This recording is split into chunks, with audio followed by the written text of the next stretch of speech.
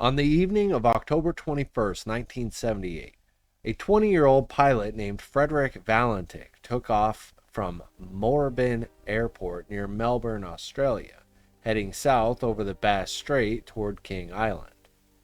The flight should have lasted just over an hour, but somewhere above the dark, choppy waters, Fred radioed Melbourne Air Traffic Control in a shaken voice, saying there was something hovering above him, something with green lights, something not like any aircraft he knew. And then he was gone. No crash site, no wreckage, no body, just a haunting final radio transmission, a metallic scraping noise, and one of the most unnerving, unsolved disappearances in aviation history.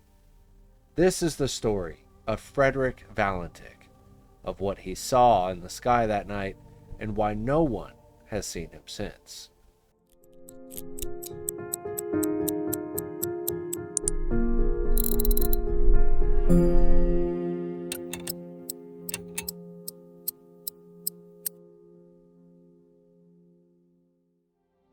Fred Valentich wasn't some daredevil thrill-seeker with a death wish. He was by all accounts a disciplined and goal-oriented young man. Born in 1958 in Melbourne, Fred had a deep passion for flying. He'd logged about 150 hours of flight time, enough to earn his private pilot's license, and was studying part-time for his commercial certification. His instructors described him as average but competent, and maybe a little too eager to fly under stress, but never reckless. On that October evening in 1978, he filed a flight plan to King Island, a small landmass off the coast of Tasmania. He claimed he was going to pick up some friends, but there's the first oddity. No one on the island was expecting him. No friends had been contacted. In fact, no arrangements had been made at all.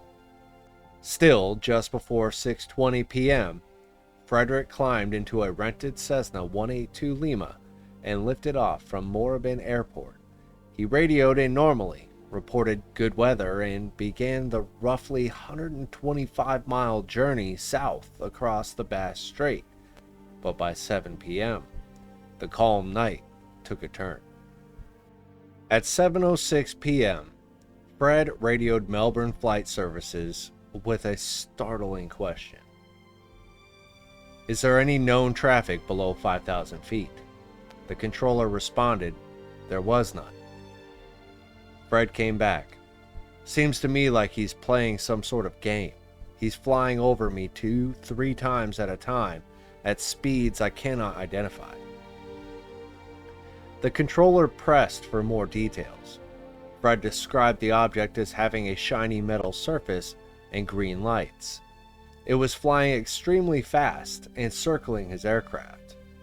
Then he added, "It's not an aircraft." By now, the tone in Frederick's voice had changed, and he wasn't just confused. He was rattled. Air Traffic Control tried to help him stay calm, but the situation was clearly escalating. Over the next few minutes, Frederick sounded increasingly panicked. Then he gave one final, eerie report. That strange craft is hovering on top of me again. It is hovering, and it's not an aircraft. Immediately after that transmission, a metallic scraping noise, described by analysts as a strange, buzzing interference, was broadcasted for 17 seconds. Then silence.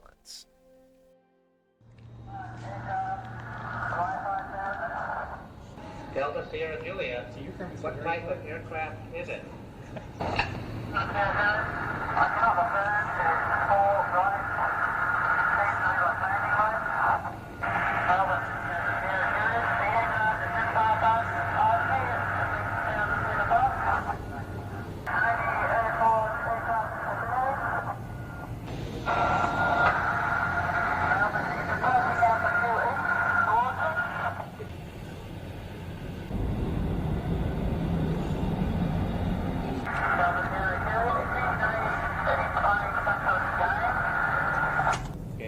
deleted from the press accounts for some reason.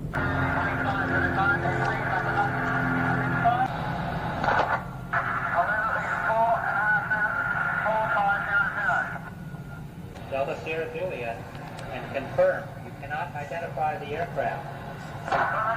Delta Sierra Juliet, roger. Stand by.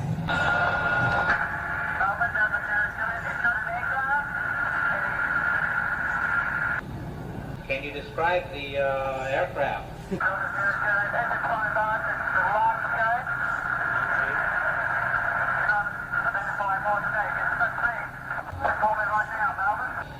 Delta Sierra Juliet, roger. How large would the object be?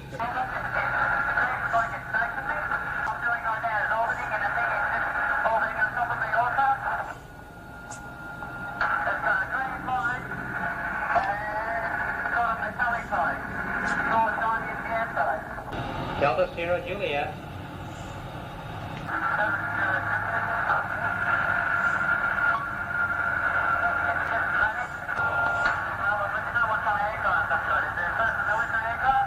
Delta Sierra Juliet, confirm the aircraft just vanished. Delta Sierra Juliet, is the aircraft still with you?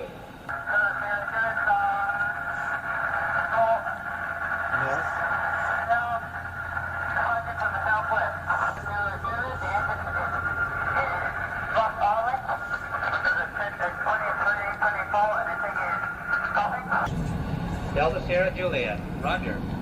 What are your intentions? My intentions are to go to King Island, Melbourne, the aircraft is hovering on top of the air game. And it's hovering, and it's not an aircraft. Delta Sierra Juliet, Melbourne.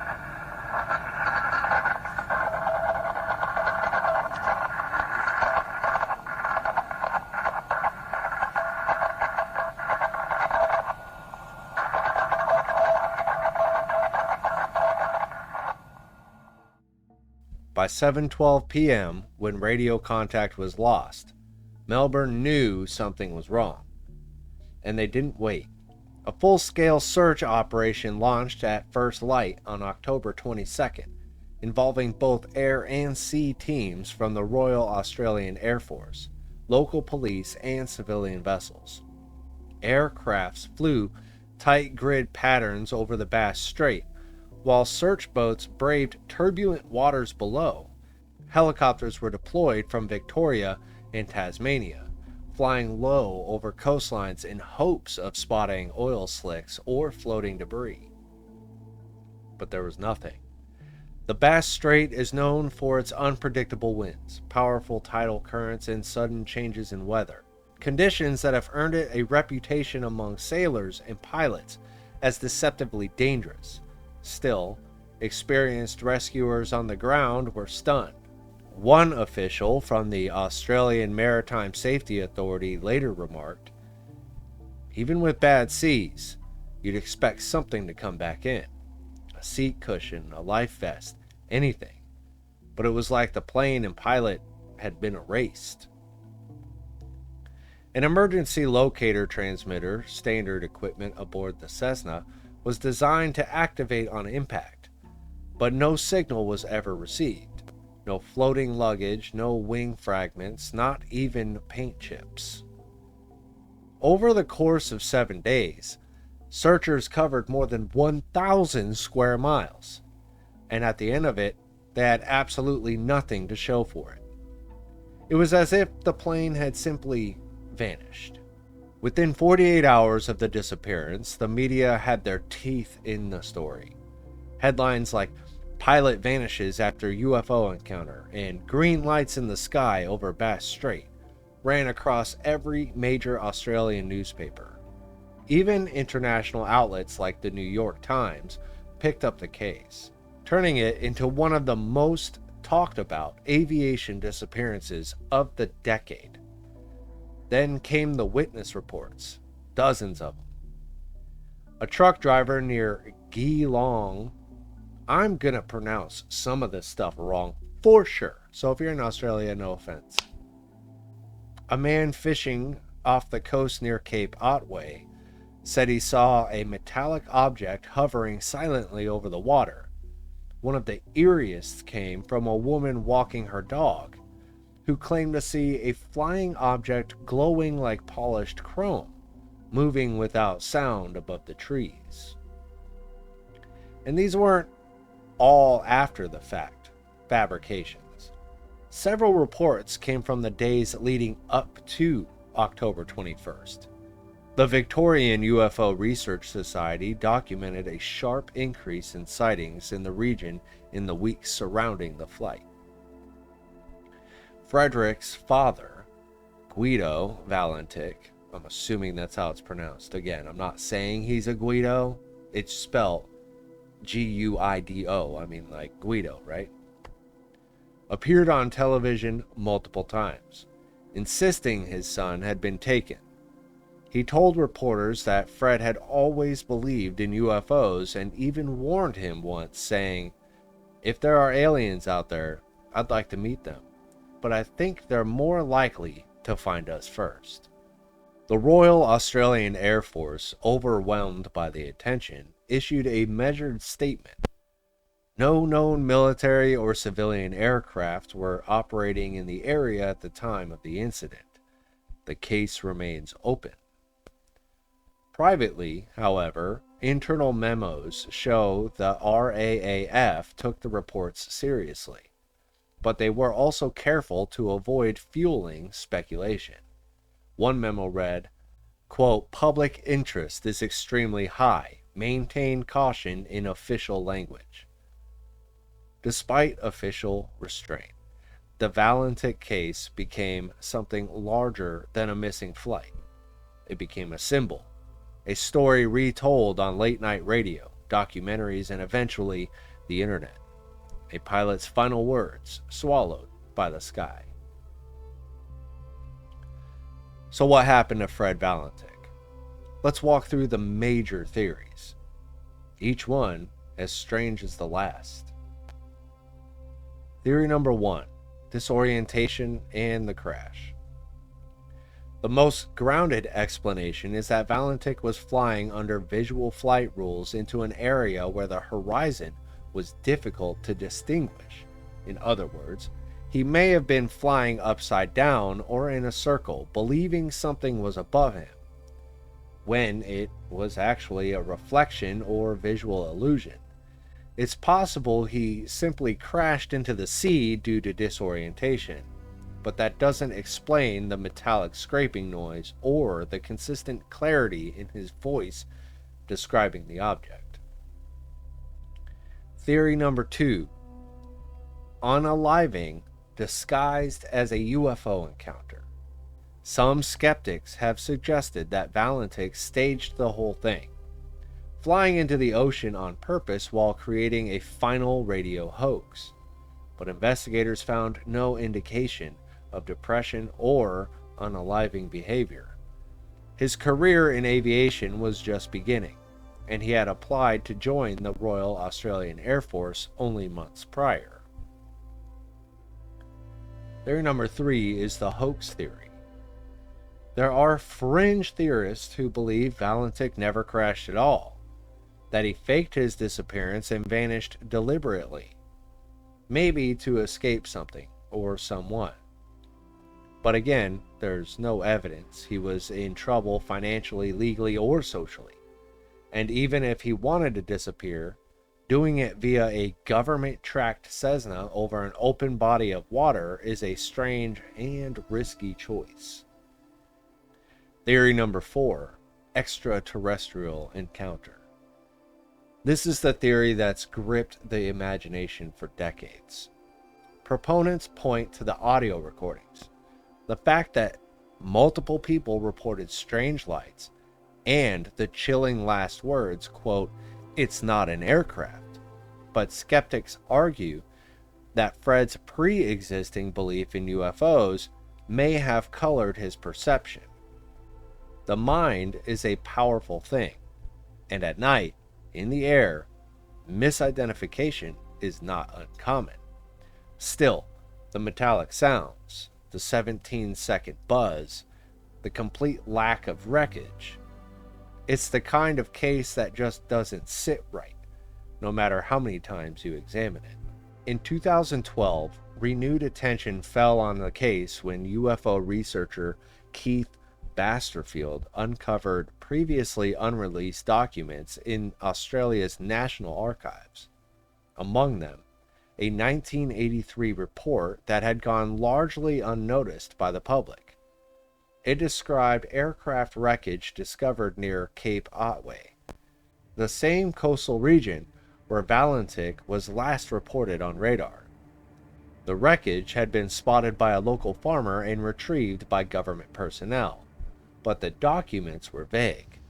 There was no serial number listed, no conclusion about its origin, and no evidence that it was ever tested against the missing Cessna's registration number, DSJ.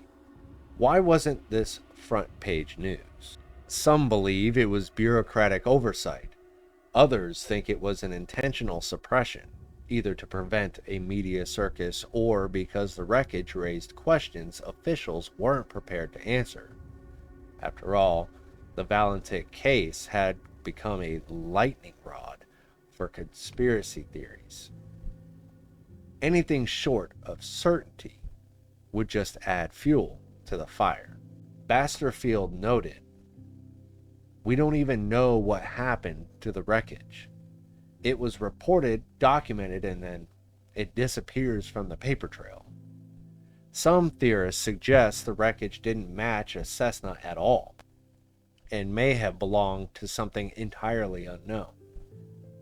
That idea is speculative, of course, but it gained traction after comparisons were made between the Valentich case and other pilot UFO encounters that ended in disappearances, such as the 1953 Kinross incident in the United States.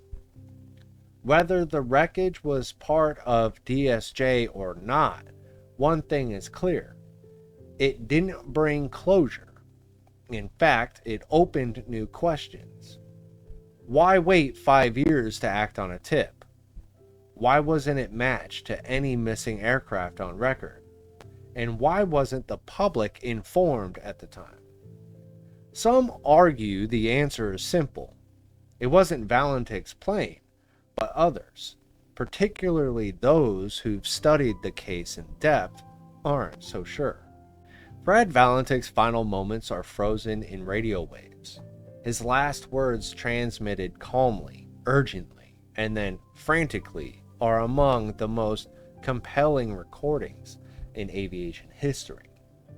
And while skeptics remain firm in their explanations, pilot error, spatial disorientation, hoax, there's something about this case that refuses to be filed away, Valentich's father went to his grave believing his son was taken by a craft not of this earth.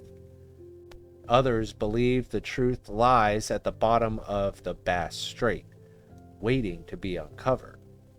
Then there are people like Dr. Richard Haines, a former NASA scientist and aviation psychologist who studied the case in depth.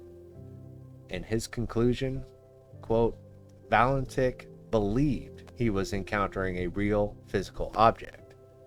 He was not fabricating. He was not hallucinating. For nearly half a century, Fred Valentich has remained both lost and unforgotten. Whether his disappearance was the result of a tragic accident or a chilling brush with the unknown, one thing is certain. What happened over the Bass Strait that night will never stop haunting the skies. Or YouTube, for that fact. Honestly, this is one of those cases that you look at it and you're like, dang, dude, but there's really nothing to offset what could have possibly happened here. So, with that being said, let's investigate more, shall we? This has been Cracked Relic's coverage of the Frederick Valentich case out of Australia. You're more than welcome to go ahead and look it up. I will be posting the sources as usual in the description and coming up after this. And as always, thank you for watching.